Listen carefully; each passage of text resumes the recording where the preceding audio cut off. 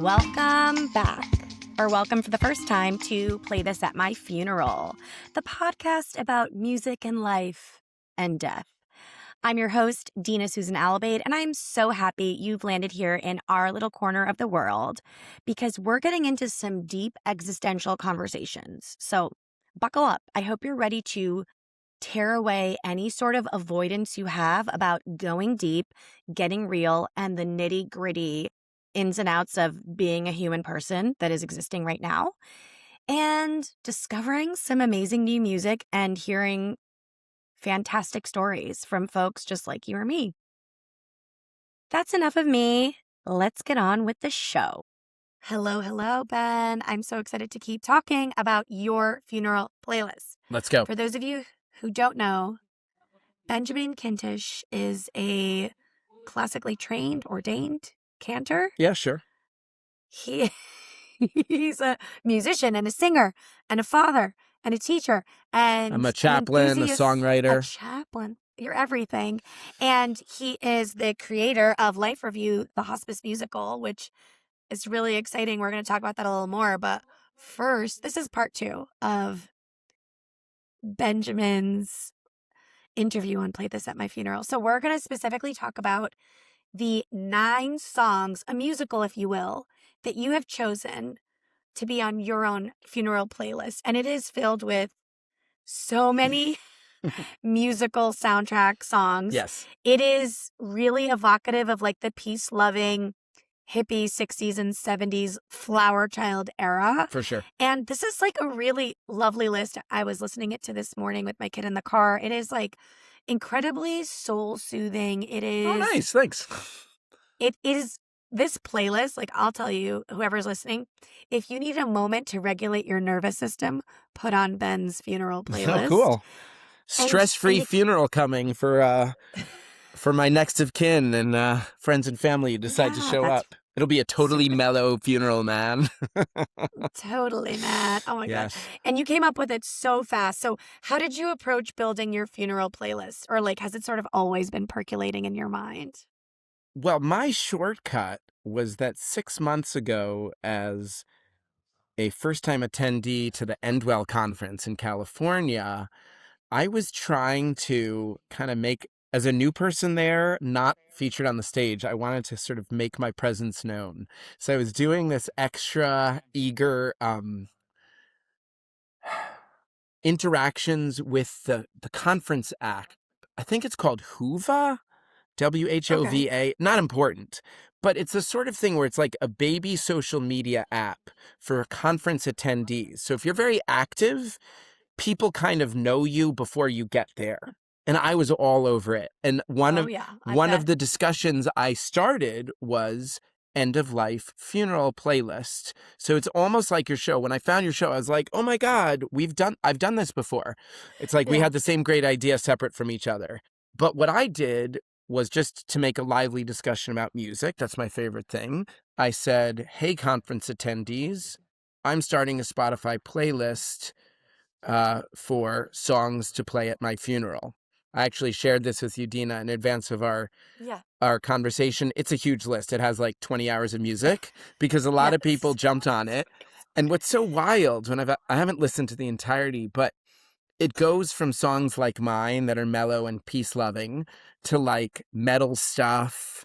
Highway to Hell was on there. Yes. And then some people were very literal and they put like songs about death from Beetlejuice the musical or Sweeney Todd or, and then other kind of weird choices, but like I'm only slightly judging. But I like the weird choices. Yeah. Well, especially if that's a theme of your show, you don't want everyone to do the same things. Like if you have too many amazing graces, this would not be an interesting conversation. Haven't had a single one, but there's a lot of Beatles. I believe it. Well, and maybe that also speaks to the guests you're having. I imagine if you invited, who would be the person who would pick Amazing Grace? Maybe like a retired priest. That would be an interesting conversation because they might come with a lot of sacred music that no one here is thinking of. Mm. Or maybe not. Maybe they would be closet Beatles fans as well. I think a lot of priests like popular music, even if they don't broadcast it. Yeah, for sure. But back to me, I had been because I did this as an exercise of community building for this conference that's about death, dying, and whatnot, the Endwell Conference in LA. Shout out Endwell people. It was a great kind of thought exercise to do it, and I enjoyed sharing my music and listening to the music of other people. So I had already done this in a sense, and that was how I gave you my choices in about, 5 minutes or something. But, as a music teacher, I am frequently thinking, I teach music, my day job right now, I teach music in an elementary school. So one of the hardest parts of the job is to pick which music to share with the kids. It's kind of an impactful thing, the way an English teacher picks what books her kids read at a certain age. This music teacher picks what the kids in my school sing. And I know that for many of them, singing in school at age 6, 7, 8, 9 will be like a touchstone memory. Yeah. And I like this. It happens to be a Quaker school, so there's heavy emphasis on the peace and love kind of stuff, at least to a certain extent, and I'm ready for it. And so those themes of peace and love loom large in the playlist. The other part, as you noticed, it's heavy on musical theater, and that's because I'm a theater guy now, kind of always have been. And so, if I'm driving around, what kind of music do I go to? Broadway soundtracks are a big part of my playlist. Okay. Probably more often than not, if I don't know what to listen to, I'll put on a play. Like this morning, I was listening to Fun Home, which is a great musical. Okay, that's a really cool approach. My episode 14 guest, Cara Trammell, was in Jersey Boys. Oh, and cool. She's the coolest. She's a wonderful friend. And she built her playlist as a musical soundtrack. Nice. With 10 songs, but no choices from musicals, because she said that's what everyone would expect of her. Okay. Which I thought was...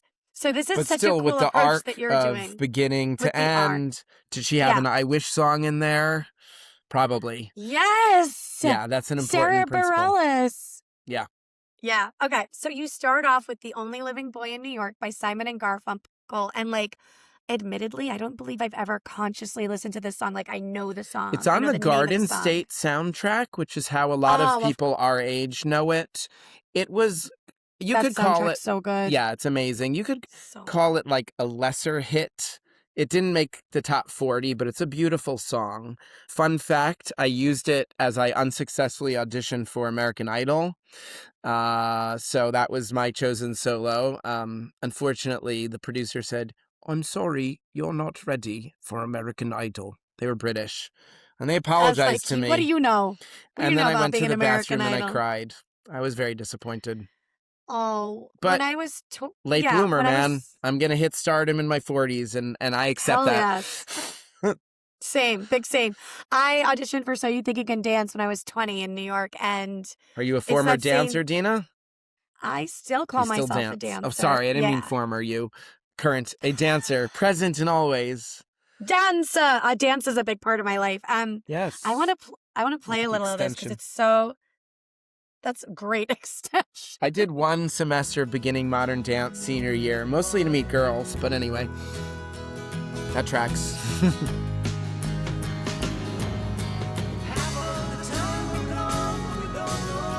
And you don't know where. It's so that funny. Lyric alone is worth the price of admission. Half the time we're gone and we don't know where. It's all about being lost. Now that you've said Garden State, I can picture it in the movie. Mm-hmm. Oh my gosh. My episode 9 guest, Laura Noel, my wonderful dear friend. She is a musician, a guitarist, a singer, and she has a lot of picks from Garden State soundtrack. She's a Jersey girl as well. So my next question was, who is Sue Horowitz? And in our previous episode, you answered that. Who is Sue Horowitz? Because you have the peace song on here, and it is really nails the overall feel of your whole playlist of kumbaya and togetherness and hope and love. I mean, I could be accused of worse things than to make a kumbaya playlist. It sort of reflects my sensibilities socially and politically. I mean, I'm an unapologetic left of center person.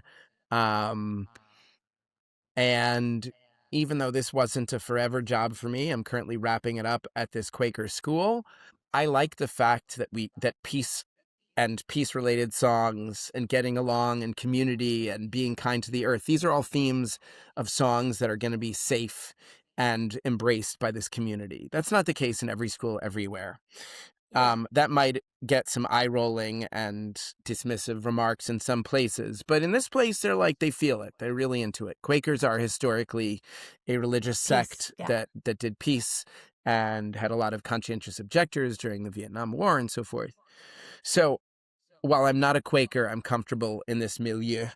In terms of Sue Horowitz, she and I met first at a Jewish education conference where she was sort of a big fish in a small pond. She's a professional touring artist who travels from synagogue to synagogue doing shows. She's not, well, I don't need to talk more about her career, but she does both Jewish music and secular music. She's had a series of wonderful folk albums. My go-to album is called Notes from the Garrison, which is the album in which you find Peace Song. There's another song on there that is one of the saddest songs ever written called Waiting. So if you're into songs that make you cry, check out that one. It's a ballad about an expedition gone wrong. Oh my. Yeah. What happens when the expedition goes wrong? It's all in a song. So Sue is a heck of a good songwriter, and she met me at this Jewish education conference where she led a songwriting share. I shared an early version of a song from Life Review, the Hospice Musical. A bunch of people in the room were crying. Afterwards, Sue came up to me and said, "Ben, you've created something of great power," and then encouraged me to keep going after I told her I had more material. That's Sue, amazing. so that encouragement was amazing. Thank you, Sue, if you're listening, for encouraging me. Oh, yeah. We'll send this to her. Let's send this to her. Yeah, I actually saw her recently when she was touring and visited my home synagogue, and I teach her music. That song, Peace Song, I teach to all of my students. They love it. Oh, And it that's might nice. end up being one of the songs at my final concert with these children. It's a great song. Oh, And it's a the great refrain, song. I'll play it. we will not wait for change, feels very, swaying with your signs. But also it's a litany song, a list song, where it's peace to blank. And she comes up with all of the subgroups who need peace. And I think that's beautiful. It is, you know what it is? It's the song version of the loving kindness meditation. Okay. Do you know loving kindness? No. Loving kindness is a meditation practice where you offer peace, you offer like safety, health, love, and peace in meditation, first to someone you care about deeply, then to someone that you sort of see every day, the mailman, the shop clerk, the coffee shop person, your neighbor, that you don't know that well, then to someone you don't really care for that much, and then to yourself, because that's the hardest sometimes. Wow. And this song, it's called the Loving Kindness Meditation. This song is very much a musical version of that. And it really is. It's like peace across the thunderous mountain. Peace to the thunderous mountain. Lines and walls and bastions. To everything. Write it in a rainbow across the sky. Write it in a rainbow across the sky. I love that, Sue. And we will not wait for change. We will not wait for change. No, we won't. We'll be active. And we will not wait for change. It's really lovely. It is, again, very meditative. It's really nice. Thank you for introducing me to Sue Horowitz, and I love that you have this personal connection to her, and she's sort of like this musical encouragement and mentor. That's lovely. Huge mentor, and the next part of the relationship with her is even more, or let's say equally momentous in a different way. Shortly after this initial meeting, she said to me, "Hey, I'm going to be doing this Jewish songwriting retreat next summer. I think I'm going to invite you." And I was like, "Oh, that sounds interesting."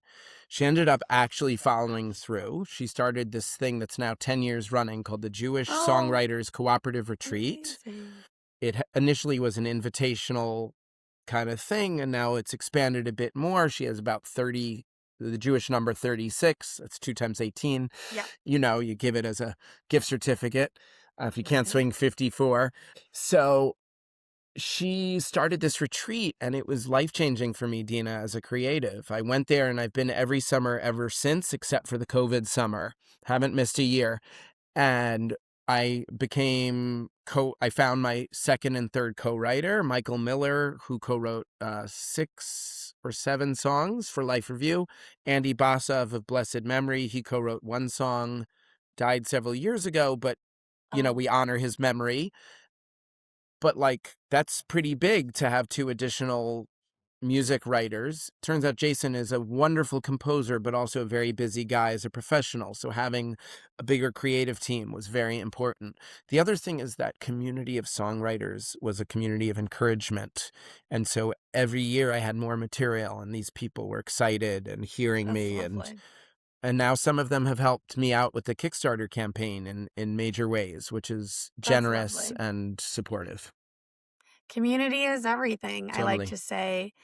In your 9-song playlist for your funeral, the core is this 3-song arc from Pippin, A Chorus Line, and West Side Story, which is amazing. And we talked previously about how musicals became a big part of your life in part 1 of this interview. So what are the parallels you see between your own life and a musical? Oh, great question. Can I give you a virtual high five? That's Whoa! one of the best questions I've gotten in a while. And I do a lot of podcasts. People are very thanks, good at asking the same questions, and I'm doing my best to act surprised at, how did you come up with this idea? Oh, great question. You asked that before, and it's not a bad question, but this one is a better one. Wait, what was the question? Now that I complimented it so. Oh, how is my life like a musical? Yeah, what parallels do you see between your own life and a musical? Well, I unexpectedly break into song. That happens on a regular basis. We all should do that.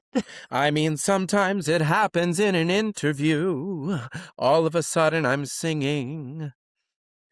And I simply must agree that breaking into song is the way to be. Yes, with the rhyme, just in time. I try. I try. Good work. I love that. Okay. So I break into song. Yeah. Also, I have a flair for the dramatic. Whether it's with jazz hands or sort of Muppet-like facial expressions. Or, the other thing is, I lean heavily into the feelings. Performance, separate from me as a performer, I am a person who's got a mercurial personality. So, I'm a lot more fun to be around when I'm in a good mood. If angry Mr. Ben is not fun in school or at home. So you make sure I got to be fed and bathed and watered. Like a gremlin. Like a gremlin, that's right. The friendly version of the gremlin is much more fun. Yes. But I think, joking notwithstanding, I think a lot of us performers are a little bit more in that, what I tell my children, I ride the emotional roller coaster hard. Can anyone relate? And then the kids who already, in the corner weeping, are like, I can relate. Okay, so that is very musical. You are very musical coded. Are you the type of person that sees your life more theatrically than maybe it is? Because I'm that kind of person. I'm looking out the window of the car as a kid with the rain coming down, feeling everything super deeply, keeping it right at the surface. But I think that's it can be a very fun way to live. Sure. And I think, I'm sitting here looking around this empty classroom that I'm borrowing for our interview today. The kids are out on a field trip. That's why it's so pleasant and quiet. Okay. But it's differently pleasant when they're here. And I'm thinking about some of the characters in absentia in this particular cohort who have such intense feelings. Many of those kids are the very best singers and dancers, right? Because they take that emotion and they pour it out. I imagine, Dina, you were a kid who in school, the teacher said, oh, Dina, she brings a lot of drama, or she brings a lot of excitement, or whatever euphemism for the kid who is, quote, too emotional. However, you said you're a dancer. I also imagine, like the girls in A Chorus Line, you found a special home to be Oh, yeah. fully expressive when you dance. For me, that was singing. At a young age, I could sing well, and then I heard it probably in middle school, this idea of sing with emotion. Like that's sort of the secret sauce, because you can sing happy birthday, but if you say happy birthday to you, I mean, it's a silly example, but the No, facial it's expression not. and the It's not. engagement, that's a better song, right? My kid just had a birthday recently, and I always sing. I'm not a singer, but I always sing it like to the extreme. That's funny. Because It's a good I bit. feel like everyone is always just like just running through the motions. Come and I on, feel like, people. You need to bring I more energy. know, It's a birthday. Live a little. Once a but year, we also- get to sing for this child. I know. I feel like you really, oh God, you just uncloaked me. You see me. The only way to get out of my head was to dance, because it's the only time I wasn't overthinking, and I still feel that way. So yeah, I love that. So welcome, Ben, to the Beatles Corner. So many of my guests, the vast majority, like 99% or something of my guests, have a Beatles song on their playlist, and you have Let It Be. So the song Let It Be is very universal, of like release and acceptance and harmony. And I just am curious if there's a certain situation in your life that you feel like this song is needed for, or was it particularly important at a certain time? So I think, like many people who love the Beatles, I discovered their music in waves, and Let It Be was not the first one I got, but it kind of came back around in a sort of song leader, sing-along kind of environment, like summer camps, synagogues, that kind of thing. Probably, again, as a music teacher in a Quaker school, I've definitely done this song with children. But for me, as a person, I feel things very strongly. We covered that. I'm a lefty liberal who often has a intense moral outrage going on about this and that, about how people are doing things I don't like, be it in real life or on a policy level. And I've always had like a heightened concern for the behavior of others, sometimes to my detriment. It makes me a good chaplain. It makes me a good teacher. But you also, even in those roles where you're allowed to be helpful, you have to understand the boundaries of help, which has always been tricky for me. Yeah, you can't help someone who doesn't want to help themselves. That's right. My wife teases me and calls me aggressively helpful. And oh, that's a good one. I think that would be a funny t-shirt. It would be. But like, we've all seen it. You can pick, if you have children, you've seen it like on the playground. Like a kid falls down and they may or may not be injured, but a parent who comes running in to like save them from falling down on some mulch triggers the child to panic and start crying. Whereas if we kind of let it be and accept that we're going to be okay more often than not, we have a less anxious response. So that's very specific for parenting. But, you know, as a teacher, I'm at the tail end of a pretty successful music teaching career. And here's an example of letting it be in the professional setting. I have a colleague here who splits the duties for music performing arts. She teaches the big kids in our K-8 building. I'm not a fan. Oh. And if she watches this... Are we going to air this? Yeah, we are. I'm not naming her, but if she watches this, that's super random. And what's up, You're going to know who she is. I'm not saying anything she doesn't know. But here's the thing, like, my younger self would have been so obsessed with making her like me, even after she made it clear that she hated me. And figuring out why was she difficult, rather than just accepting maybe she's kind of an unpleasant person. Or not for me. Or maybe she's not for me, or I'm not for her. I mean, that's been one of the breakthroughs of my 40s, is to own that I am idiosyncratic, I'm kooky, I'm silly, I'm weird, I'm embarrassing, I'm all the things. And for some people, they love it. And some people are like, no, thank you, hard pass. Same thing with my musical. I wrote a musical comedy about hospice. Some people think that idea is brilliant. Some people are like, that's the worst idea I've ever heard. Guess what? Group number 2, they're not buying tickets and they're not going to give me any money on Kickstarter. I accept that. and I have to let it be. You know, it's...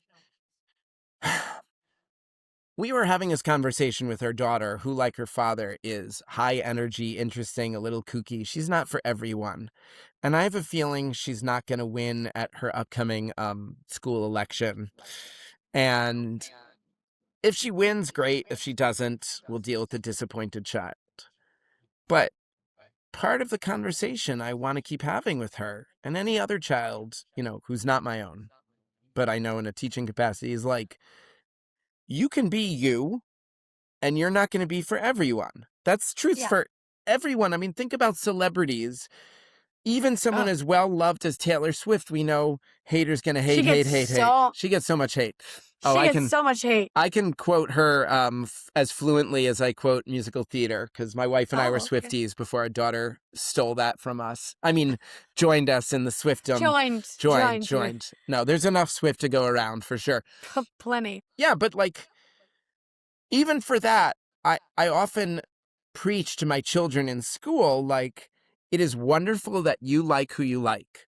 You're not allowed to yuck someone else's yum. So if I say... I see that all the time. Very important principle of parenting and education. If you love Taylor Swift, great. If you don't, it is not kind to say, I hate Taylor Swift. Because it's a little bit like, I hate what you like, therefore I kind of hate you. And it's not okay to do that. You can think, or you can even say, she's not for me. But she's not for me. That's what my mother teaches. It's not for me. I can't wait till my husband, Greg, hears this, because he is like my biggest fan, I believe, or he should be. I forced him to listen. Good job, Greg. Shout out to the supportive spouses. Once he hears you say, don't yuck someone else's yum, he is going to laugh his ass off, because I say it constantly. To your kid? And you know what? My sister-in-law does not listen to the show, and she loves to yuck everyone else's yum. No, it's not cool. She's never going to listen to this. Like, one time for one of my birthdays, 31, 32, I did a Fruity Pebbles food tour around New York City. We got like mini donuts at the Donuttery on 10th Avenue. We got Fruity Pebbles milkshakes. There are like so many little like treats. And she's like, ugh, Fruity Pebbles are disgusting. And I'm like, don't yuck my yum. It's not for you. Not everything has to be for you. And I like to say this one thing. Yeah. No person is pizza. You can't please everyone. You're not pizza. Everyone likes pizza. But even pizza, people have like intense opinions about. So it's at once universal, we like pizza, but then we start arguing about thick or thin, cheesy, not cheesy, and on and on. Most people are like, yeah, I like music, and then they start talking about music, and sometimes they start arguing for no reason. So as music teacher and person who wants more peace and love in the world, I say, appreciate that what other people like is close to their heart. And you can judge silently, but it's not cool or kind to say out loud that you don't like what they like. All right, stepping off of soapbox. Kumbaya. Yeah, man. There we go. Okay. You have a Ben Harper song on here, My Own Two Hands, which really reflects Jewel's hands quite a bit. And that's been on like 3 guest playlists. It's on my playlist. So how did you discover this Ben Harper song? So that's one of the songs that I've taught for a number of years to children in an elementary school. It's also a nice kind of liberal progressive addition to a Rosh Hashanah Yom Kippur service. So I've done a lot of family services. I'm a cantor, so I can do the big room, you know, singing Kol Nidre and whatnot, but I've also done a lot of family services work. And when you do that, especially in the liberal denominations of Judaism, there's always an attempt, or there should be an attempt, if given the leeway, to include some what I would call ecumenical, non-denominational, definitely English language stuff, because there's so many families now that are interfaith, so many families, even if they're Jewish with little knowledge, no judgment. But if I come out there and all I sing is, they're going to be like, who's this guy? I want a family service, right? So with My Own Two Hands, expresses an optimism about how we can help and contribute. A flip one that's a little bit more Yom Kippur, Asham Nu, is I'm Not Perfect. That's a Laurie Berkner song. Very cute song. And it's the kind of song that makes me want to get back to my children's album. I've got 2 more musicals that I'm percolating and Oh. working on, and then Yeah. and at least Get one it. children's album, maybe 2. I think there's going to be an English language children's album and then a separate one that's specifically bilingual English-Spanish. But in the English language album, I definitely want to lean heavily into the social emotional learning stuff, because as a music teacher all these years and as a cantor now and again, it has been important to find songs that are crafted beautifully and have a message of importance. I feel strongly as a grown man with very vivid memories of my childhood music experience, both at school and at Jewish summer camps, that the songs of childhood, and certainly the songs of teendom and college years for different Yeah. reasons, they really crystallize memories and identity in certain Yeah. ways. You know, to come back to the Swift example, my kid spent like a quarter of her bat mitzvah money to attend an Eras Tour concert in London. We were already vacationing there, Oh. but she was there in Wembley Stadium, the Oh, yeah. largest crowd of her entire tour. And my daughter and my wife were there. I wasn't in attendance, mostly for sensory reasons, but I know it was an amazing experience for her. Needless to say, she will remember that night for the rest of her life. Oh, yeah. That's like Yeah. a key memory. For me, I remember the first time I saw a Broadway show. Naturally, it was Les Mis, because that was the one that all the youth groups That's went the to. big one. Yeah, Yeah. for schools. I think mine was Phantom of the Opera. Yep, those were the 2 mega hits Yeah. for people our age, if I'm guessing we're of Yeah. a similar vintage. Yes. And I remember watching the guy singing, probably the comic relief guy, Master of the House, and I was like, I want that. That. I Oh, want that. And I I think- didn't go on a straight path to that Yeah. Broadway dream, but now I think I'm closer than ever, because I've written myself into a starring role of a show, and, we got to bring it all the way to the brightest lights. But for now, definitely moving myself closer to my Broadway dreams by writing myself this show. That's so cool, Ben. And I Thanks. think when you say, I want that is to live big, to live boldly, to live like at 130%, Yeah, sure. So that's so amazing. Okay. Are any of these 9 songs dedicated specifically to people in your life? Well, I mentioned in the conversation that Sue Horowitz has become a mentor and friend. So I'm glad to share her music and have taught it to literally hundreds of children over the years. They all know this song now. She's kind of an obscure artist, but they all know her music, so that's kind of Yeah, fun. That's awesome. And I mentioned in the first part of this interview a friend, Bert Hughes, who died a couple years back, my music teacher. I want to also bring to mind my other friend who died, who I'm dedicating my show to. His name is Pete Gimbel, or was Pete Gimbel. He and I were buddies at college. I was hurt in a stupid stunt gone wrong. I'll tell you off air. But Okay. suffice to say, I was in a wheelchair for about a month Oh, while my at college. goodness. Like, that's serious, the level of injury. And my early on, I goodness. rolled up to this kid who was also in a wheelchair. I was like, hey, you're in a wheelchair too. And he was like, yeah, I know. Yeah. Very like deadpan. He was a very funny guy. So that stupid interaction, which is very typical of Ben Kintisch, to like roll up to someone and be like, I'm going to announce something obvious. And they're like, do you think I'm an idiot? I'm like, yes, welcome. Now we got Together. it. Let's do it together. Yes, we're enjoying this bit or not. That's a good name for my memoir. Are we enjoying this bit? ? The Ben Kintisch story. Oh, wait, that's amazing. By the way, I play this game with my spouse all the time. Like, we come up with working titles for my memoir. It's very fun. So are we enjoying this bit? ? The Ben Kintisch story. really That's like good. a very That's really solid Yeah, title. that's a good one. So Pete and I became friends as like 2 guys who were disabled together. Eventually, after a month or so of getting better, I returned the wheelchair, and then I was just kind of crutching it and slow walking, but he and I stayed friends. He had muscular dystrophy, so he lived into his 30s and then eventually died of complications from that terrible illness or condition.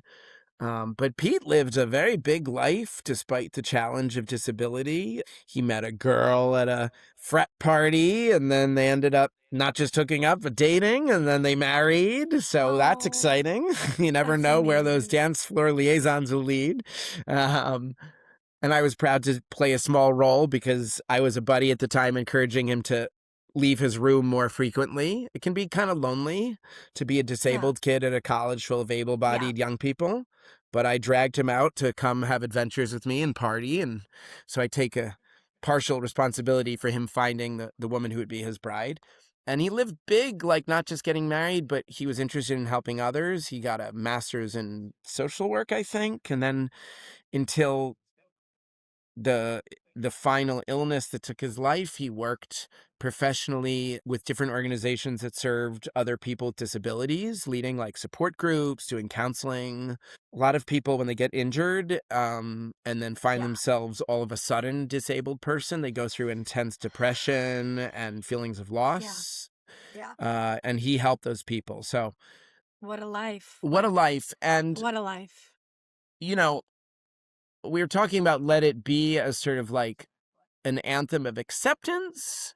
So when you're a person who's already in a power chair when you're 22, you have to accept certain very challenging realities because that's just your body and your situation.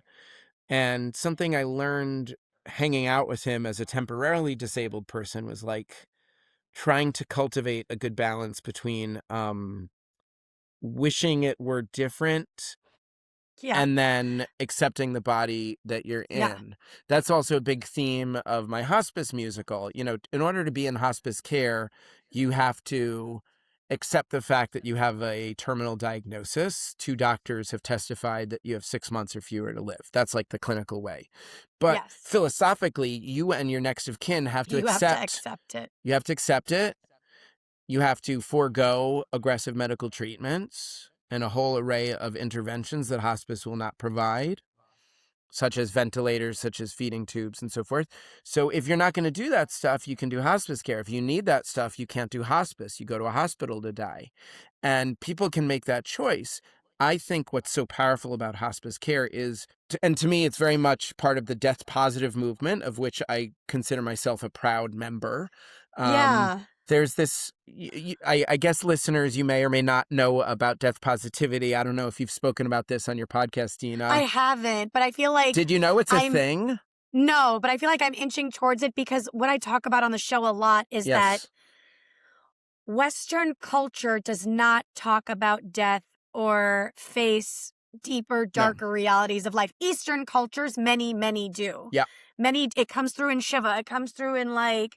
the way that... the mourning rituals of other countries, for sure. Mourning, and like even in South America with the Dia de los Muertos, and the way and many indigenous cultures in Ireland with Samhain, and like the thin veil of what life is beyond this existence, this plane. And I think like you said death positive movement, and I'm like, I think that's me. Yeah, no, for sure, Dina. And I think for many of your listeners who may have found your podcast because it's got a cool name and it's the conceit of the show is interesting. Even if I wasn't promoting my hospice musical, I'd be like, oh, that sounds like a cool show. I'd check that out because I'm a music lover. So I think you've got something there, but also the meta idea here of able-bodied people, many of whom are not that old, speaking candidly about their future funeral, that's not an easy ask. It's part of what I do in my show. I encourage the audience to sit, you know, maybe they're bracing. I don't know if they're white-knuckling their chairs in the theater. Hopefully not. But I'm encouraging people to sit with a little bit of discomfort so that they can engage with the difficulty. You are spot on, Dina, that in modern American Western culture, I would say like the Scandinavians are Western, but they're much more death positive and death realistic. Remember, it was historically the British who invented the modern hospice movement. Dame Cicely Saunders, look her up. I quote her in one of my songs, or paraphrase her. But part of it, her big phrase is live until you die. So even in even in the time of serious illness, of life-limiting illness, as we sometimes call it, you can have an affirmatively positive existence as best as you can given the circumstances. When I was a hospice chaplain, Dina, I visited with people who were having a joyous time. We would celebrate birthdays and anniversaries, not with a rockin' party like you might when you're younger and healthier, of course, but we had a common space where you could roll a person on a wheelchair or a bed if they couldn't sit up, or bring the people into the room, as it were, and play music on a Bluetooth speaker. Or I could come in as chaplain with my guitar and do a sing-along. There's a lot of life in hospice, and it always surprises people. Similarly, I like to remind people when I talk about grief and funerals come up, there's a reason why people typically don't like funerals, or there's a few reasons. One, it brings us face to face with our own mortality. Yep. Because Oh, 100%. the person we loved who died, we never thought they would actually die because they were so alive until that moment. And that is a very intense and sad thing. And some people just don't even want to face it, so they don't show up for the funeral. Fine. That's a choice. I don't recommend it, but it is a choice. The other thing is, I learned this from actually a chaplain teacher of blessed memory, Rabbi Jim Michaels. He said that when you go to a funeral, you go to every other funeral you have ever been to. Yes. When you go to so one funeral, you true. go to every other funeral you've ever been to. Oh, yeah. And this is extra complicated when you're working clergy because you go to a lot of funerals. Yeah. And you never know which other funeral you will visit the day you go to this funeral. So, like, I mentioned my deceased friend Pete. I did not get to attend his actual funeral. It was a small thing, but because he was well loved, they did a big memorial service a couple months later. Something I recommend to anyone if the funeral was not the ingathering that you hoped for. You're always allowed to do a memorial service. There's no like There's expiration. a time limit. Yeah. No time limit. You could maybe within the year is a good amount of time, but like, it was beautiful, and they actually asked me to be the lead officiant, which was a great honor because they knew I was a cantor and I could do it and kind of hold myself together at the lectern. And it was this interesting moment, like, of deep sorrow because we all loved Pete so much, but also I was glad to be of service, to kind of stand up tall in my suit and use those cantor skills and those chaplain skills to be of support to everyone else in the room who was like struggling, right? So that was the way that I could contribute. I couldn't fix the fact of my friend being deceased. That was a sorrow that we all faced, but I could be of great support to his now widow, to his daughter, to all of his family. So that was a way that I could contribute to him. But boy, like, he was a dear friend, and I'm glad I got the chance to remember him for a few minutes today, Dina. Oh, yeah. I think the thing I'm going to walk away from this episode is, and I hope everyone who listens does, is live until you die. Yeah, Oh. that's the second song in the show. Well, speaking of, Yeah. what is next? Those are my questions for today. And we're probably going to have many more conversations later when we're both not in the middle of doing a million other things. But where can people find you? What is next for you and Life this Review, is the a Hospice Musical? Very exciting moment for Life Review, the Hospice Musical. And I'm so excited, Dina, that Drum roll. that your show is part of it. So coming up in just, 10 days? Oy vey, says the lead producer. May 9th, we're doing a live concert and live album recording of our entire musical, a concert performance at Johns Hopkins University. I will be on stage singing the lead role of Rabbi David. That's the lightly fictionalized version of Ben Kintisch, the Cantor, along with 4 professional singers who auditioned and were hired for these roles. A range of ages, ethnicities, and genders. It's a beautiful cast. We are being accompanied by 5 conservatory musicians from the world-class Peabody Institute. Violin, cello, flute, clarinet, piano, conducted by another Peabody Conservatory musician, the talented Kieran Casey, who has done new orchestrations. He took piano parts and made it into a 5-part orchestral score. So it sounds big. It sounds Broadway. It sounds so beautiful. We've been rehearsing the last 2 weeks. If you've been enjoying this conversation, I encourage you to follow me on Instagram at Life Review Musical, and you can see all this really cool behind-the-scenes footage of what it looks like to birth a musical, to rehearse with all these musicians. It's great stuff. So that's been really fun, and the concert is coming up. So we're working on 2 things at once. If you happen to be in the DMV, I don't know when this episode will air, but if it's in advance of May 9th, I would love for you to come out to Baltimore. It is as tropical and beautiful as advertised. And the campus of JHU is quite lovely. There's a parking garage. If you worry about parking in the street, there's a garage. Oh, I'm always worried about parking. Yes, I'm brave. I just park on the street, but I have like an old Honda Civic. So like if you need it that bad, just take it. That's my that's my let it be approach to car theft. Of course, if my car gets stolen, I'll probably not feel that way anymore. He says, the nervous Jew. So that show's coming up.